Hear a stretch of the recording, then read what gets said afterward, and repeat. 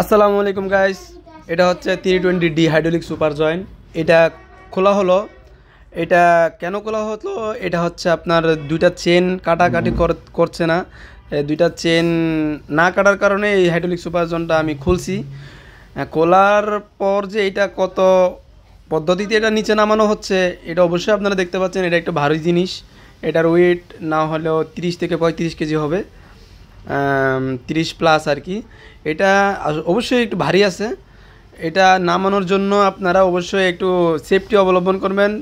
না হয় এটা সাইডে যে হাইড্রোলিক লাইনগুলো আছে, চাপাগুলো আছে, এগুলাতে যদি স্পট পরে বা দাগ লেগে যায়, তাহলে এই যে হাইড্রোলিক পাইপের যে চাপাগুলা, এগুলা কিন্তু ঠিক মতো লাগবে না, বসবে না। ফেসে যদি অ্যাকুরেটভাবে না বসে, তাহলে আবার এটা হাইড্রোলিক লিক মিস করতে পারে। আপনারা অবশ্যই এই জিনিসগুলো খেয়াল রাখবেন।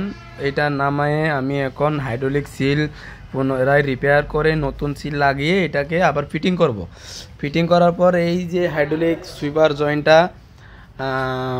চেক করা হবে, অর্থাৎ চেন কাটাকাটি করছে কিনা এটা দেখব। হ্যাঁ, দেখার পর গাড়ি স্টার্ট করে চেক করব, ভালো করে চেক করে গাড়ি অবশ্যই ওকে করব ইনশাল্লাহ। ওকে, সবাই ভালো থাকবেন, সুস্থ থাকবেন, সুন্দর থাকবেন। আল্লাহ হাফেজ।